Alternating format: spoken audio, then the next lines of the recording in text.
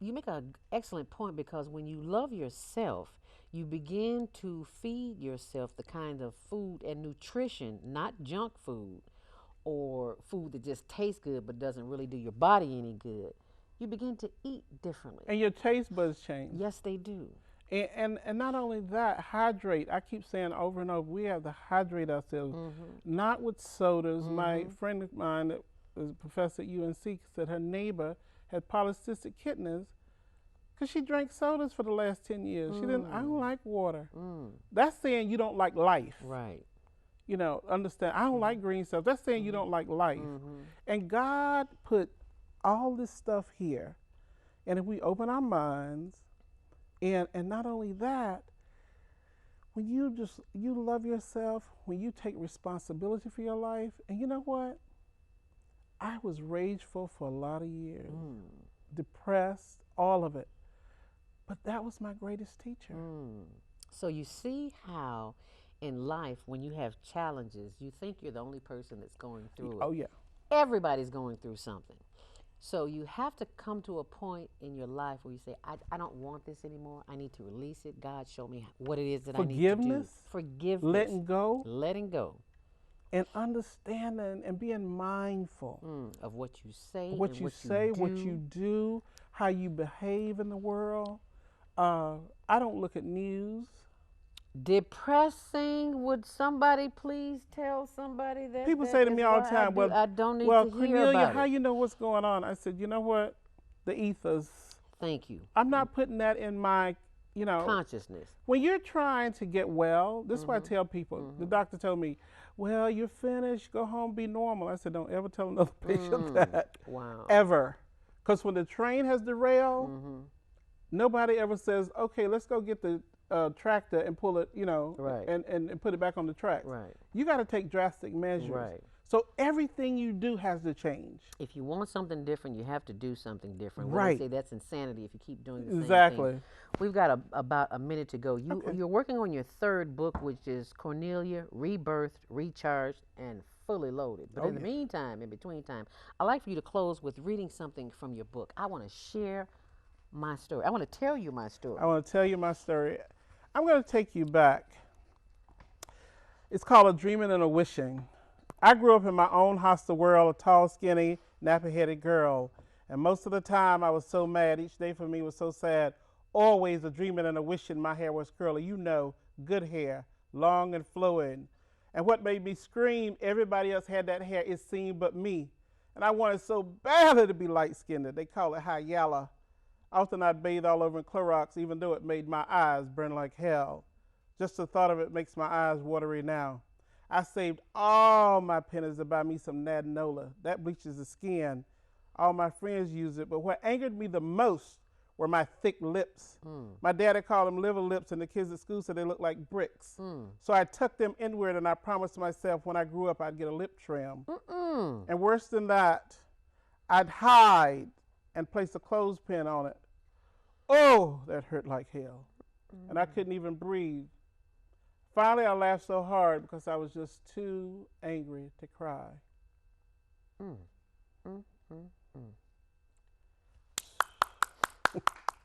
Awesome.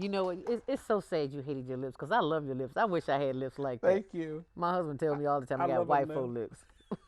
But I still love my lips, but I still want some bigger lips. But I'm not going to do the Botox or whatever. no. I'm not about to do that. no. I'm sorry. Yeah, Give me now some lipstick people are and maybe paying go. $5,000 and $6,000 for them. I know, for lips. Yeah. Read us one more. That was awesome. Read us one Okay. more. Let me find. We'll go over. I can edit it. Don't worry. Okay. I want to this one that I read to Mary the other night. See if I can find it. I love me. That's what I want you to do. I want you to go find a mirror and say, and look in the mirror and say, I love me. Don't look at your hair. Don't look at your ears, your eyes. None of that. Just look in your eyes and say, I Exactly. love me. Yeah. Period. Yeah. Drown out all the other stuff. Right. I love me. There you go. Well, Now just practice you that. can hear it. You can say, okay, I hear you, but I'm not going to listen to you anymore. I can hear you, but I'm not going to listen to you anymore. Okay. Down by the creek where the cool wind blows, I'm so thankful for this place I have to go. And when I have a need to clear my mind, always getting answers I seek to find.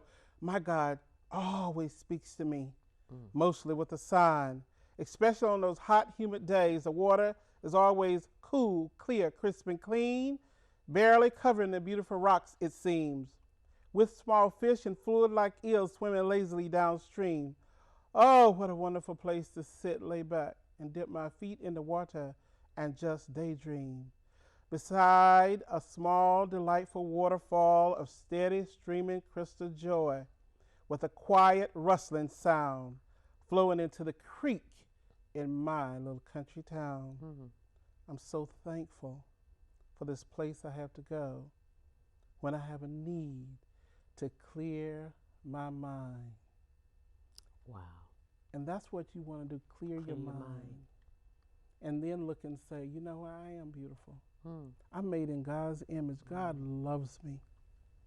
And that's what I do every day. What's your routine in the morning?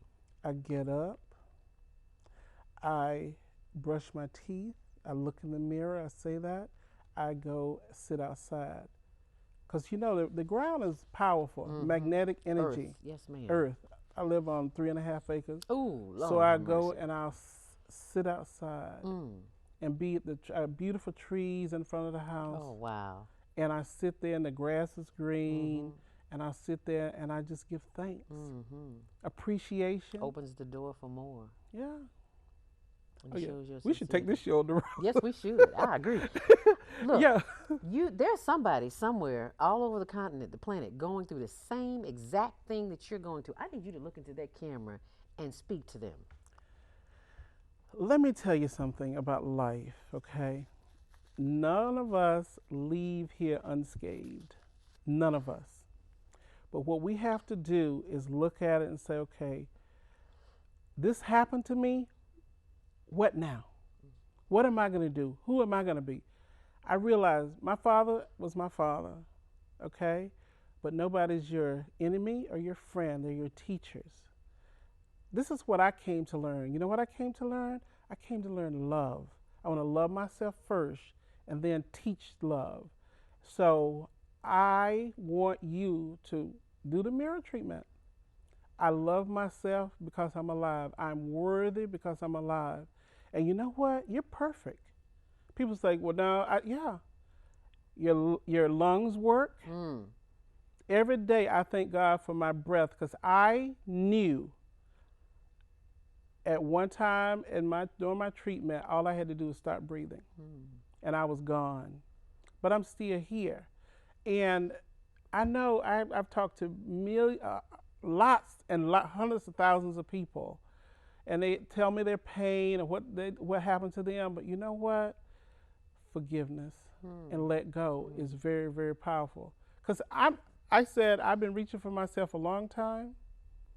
Number one, and number two, I'm home, and I had to make a decision. Am I going to wallow in that, or am I going to let you steal my life? And I said, no, I'm going to be happy every day. I don't care what happens, what come, or what go. I choose happiness and joy. And it has been a joy having you here today. I want to thank you, my sister Cornelia McDonald, for showing up and showing out.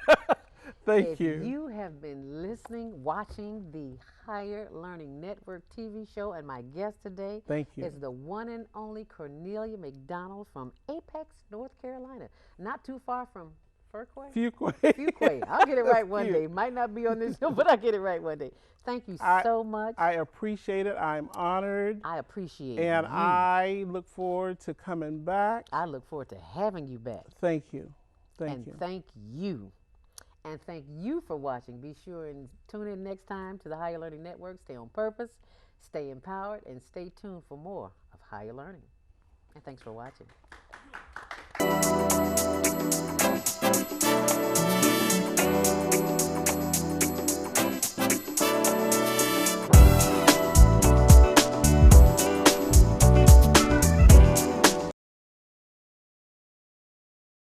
I knew I should have followed my first mind and stay with a major in graphic design instead of switching to illustration because there are more jobs available in that field.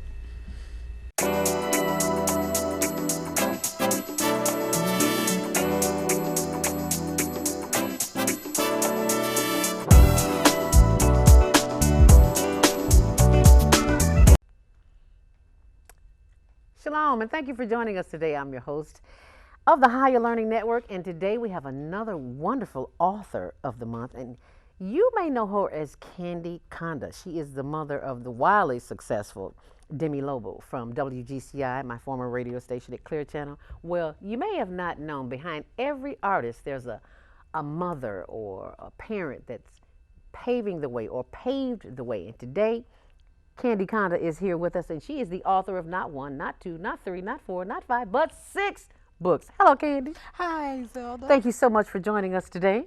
Thank you. Now, you have 6 books. How did that come about? And what are the titles? I have a book called Full Conference Pass. I have a very Full Conference Pass. Right, that was actually my second book. My first book was called Get That Cutie in Commercials, Films, and Television. Okay. I wrote that because I had my daughter she's been in acting and films and modeling since she was 2. So I used to have workshops for other parents that were aspiring to get their kids in the entertainment industry. So that was my first book. And I have a conference book, and I'm going to jump to my other 2 very successful books, which is one is called For Teens Who Think They Know Everything, which is a big plus for the schools. They love that book. It has 55 subjects in it. It's a life skills book. Amazon is over 6 years old, and Amazon, I literally every month I'm still getting 30, 40 orders for it. It needs to be redone. I'm kind of embarrassed to still be sending it out. And then of course I'm an entrepreneur, so I have a book called Make $1,000 in 35 Days for Young Entrepreneurs. And now I'm working on a book called It's Your Go Season. Time to execute your game-winning plan. Okay. So that book will be out in about 3 weeks. Okay. And we'll be able to get it on Amazon.com, I'm sure. Amazon, everywhere. Because It's Your Go Season is really, it is going to be my most unique work yet. Because it'll be chronicling my journey to the Hall of Fame. And also we'll have motivational tools for women and entrepreneurs. Tell us about that Hall of Fame experience. First of all, we do not have enough time in the show. Give us a soundbite. But it's so funny. I was just working on that chapter prior to this morning, actually trying to finish it up. But back in 1991, I had a little MAGA paper, a sports MAGA paper, and I used to write about unique sports teams and athletes and things of that nature. I wrote about the rodeo and Chicago Bulls, and I tripped over a women's basketball team, and they asked me to help them to market them and give them more exposure. And so as I was helping them, we tripped over a league that had just started, and it was the first women's basketball league and team since 1977, and it's now 1991 at this time. And so we started, preparing the teams to actually play in this league that was out of Kansas City at the time. It had 6 teams in the league, and they were looking to expand to to 8 and possibly 10. And I started working with them, and then the gentleman that I was working with, the team called the Chicago Honeybees, he decided actually not to do it anymore. So we had all these women who had agents, and women's basketball was really exploding at this time.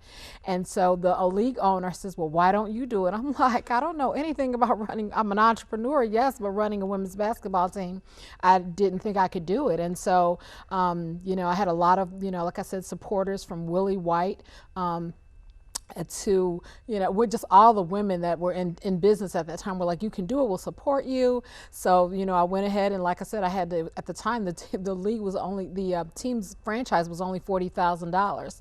So, I had to put down a down payment of $10,000, and my friends and supporters, we all, got together, made the deadline. And then as I was purchasing the team, the league actually had an offer for women's basketball to be on television, first time ever, and it was going to be covered by, all these national television stations. But the only key was they had actually, the television conglomerate wanted to own the league. That sounds about right for corporate America. That sounds exactly just about right. So after I put down the last dime that I own, in the whole wide world, mind you, I was a single parent, small entrepreneur.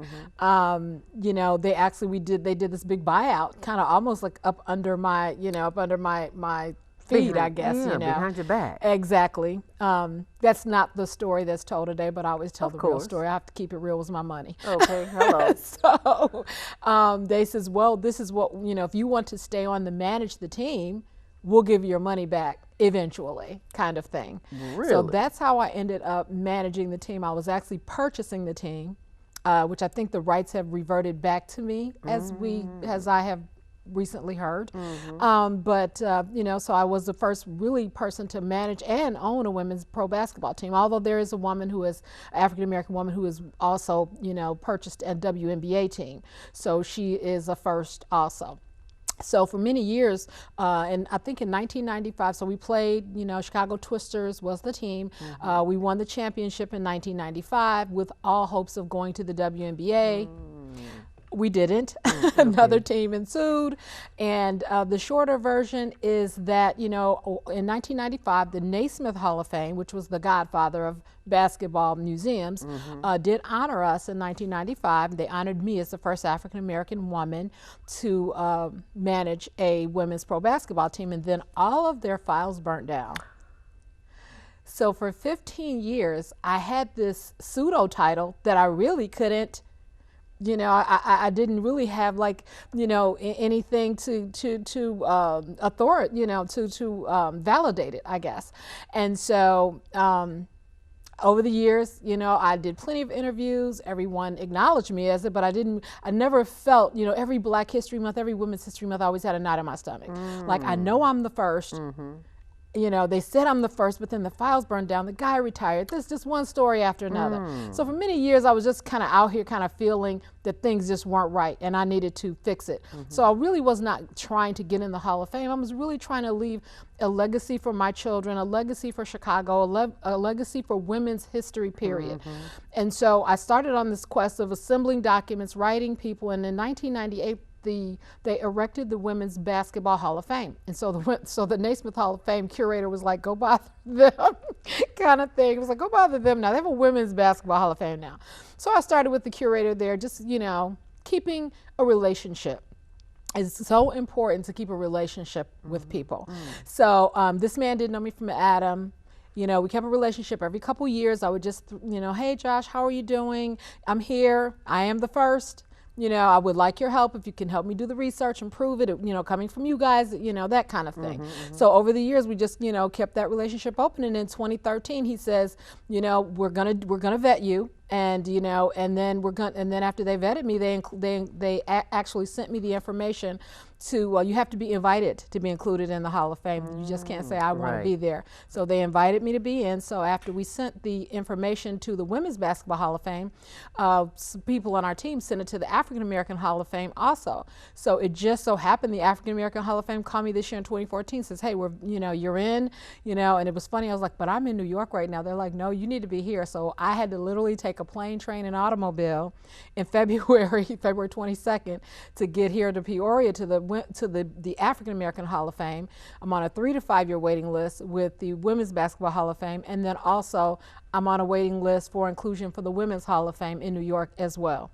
And here we are. Oh my goodness. So everything kind of but it took a lot of research and documentation. I had to come up with 20 reference letters. I mean, Adam Fox of the Chicago Sky was a reference letter. Harvey Catchings, whose daughter is Tamika Catchings, who's, an Olympian, was one of my reference letters. Reverend Jeremiah Wright. I had some really, really heavy hitters that, had been with me over the years and had known of, what my work in women's basketball. So. Wow, that is awesome. So if anybody ever tells you you can't do anything, you need to see Kandi Conda. Because doesn't she have a story? That is powerful. I mean, I knew you and I knew some things you were doing. Right, but right. Good Lord, I didn't know all of that was going on. Right. Wow. So what do you look in that camera and say to the person who's watching you today, who's having some challenges, be it personal or professional? What do you tell them? I tell them the very first chapter in my book is creating your own Hall of Fame. You have to create a Hall of Fame and celebrate everything that you do along the way. We have a tendency to say, I'm going to wait until I get my master's degree, or I'm going to wait until I get no, you celebrate the journey. You celebrate the associate's degree, the bachelor's degree, the master's, the PhD, or no degree. You celebrate being a housewife. Whatever it is, you celebrate it, and you make your own wall, and you start putting those certificates up regardless of what it is.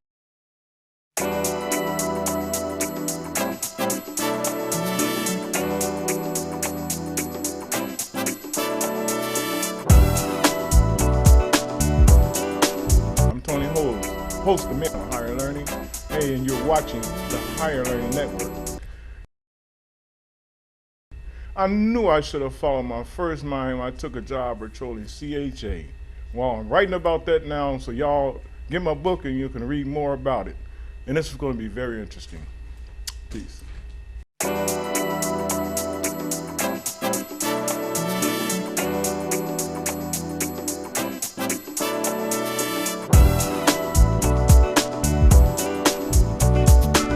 I know that's right. You say put your own certificates on the wall, even if it's just a blank piece of paper. That's what I'm talking about. Start It right. has your name on it and whatever it is that you've accomplished. You need to see that because we That's true. need physical reminders because we're in our head all day and then we have all this other stuff in our head from television and radio. I'm not knocking it because we produce a couple of TV shows, but you need something that validates you. And if it has to be on a piece of paper where you can repeat it every time you see it and say it out loud, power of the spoken word, then that's what you do because this is for you.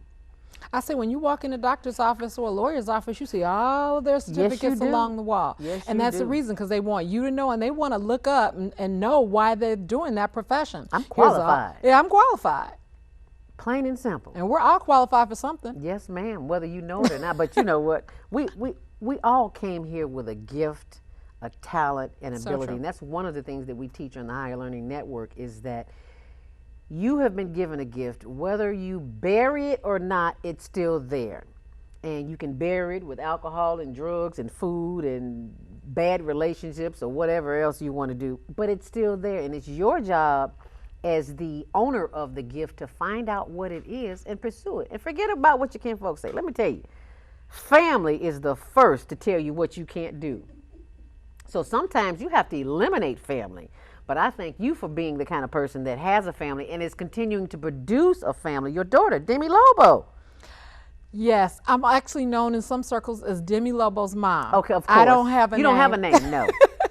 You don't need a name because you're the mother of Right. the famous person. Exactly, right. I carry her bags and, I laugh. And But I love her. She's sweet because I can tell there's a love. When we were at the Women's Power Lunch Right. a week ago, and I saw the way that she treats you, the way that she loves you. I could just see it. I could see it in her persona, and she was taking pictures with you and hugging you and kissing you. And I said, now, if her head was really, really big, she wouldn't be doing that because it's all about her, and it's not.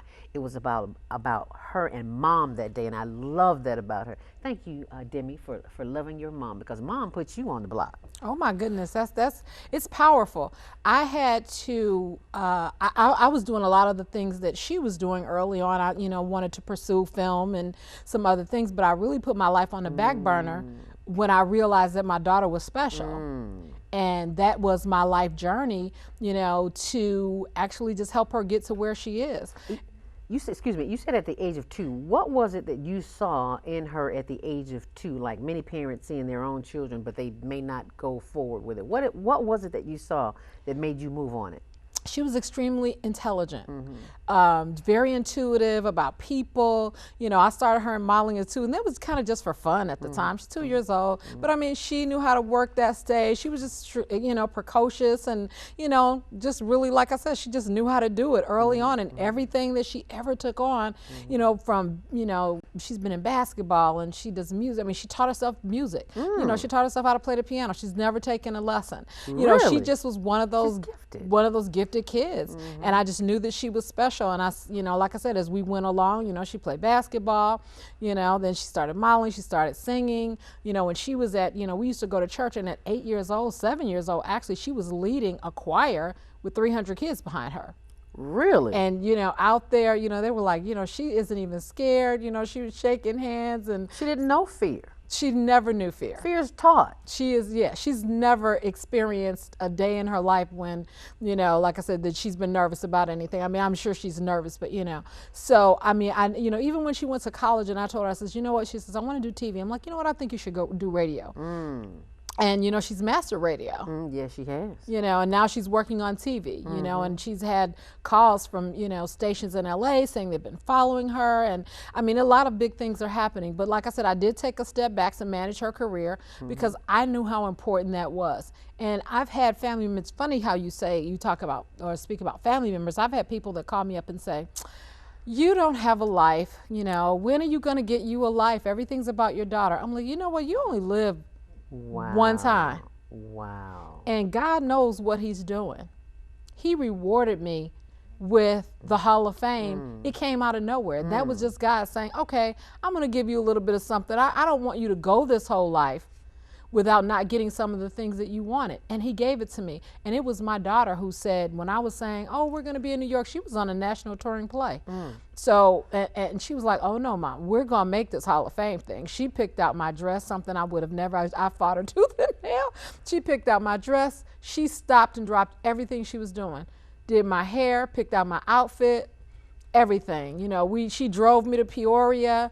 We were, like I said, she made sure that everything was done.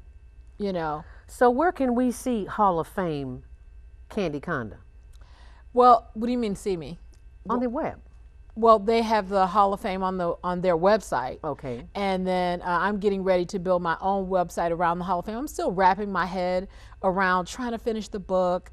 We're working on a book tour. We want to give 500 books to kids, that are interested, athletic teams, just groups, period, that need team building skills, and so we're working on a grant for that. And then, like I said, we're just trying to put it all together. And then, 2015, we're going to do a tour, a Hall of Fame tour. Oh, wonderful. Well, I'm excited. Thank you for being a part of this show and stopping by on your way to the Hall of Fame tour.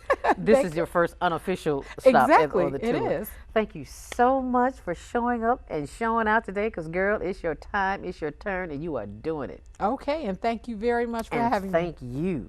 And thank you for watching the Higher Learning Network. As always, stay on purpose, stay empowered, and stay tuned for more of Higher Learning. Thanks for watching.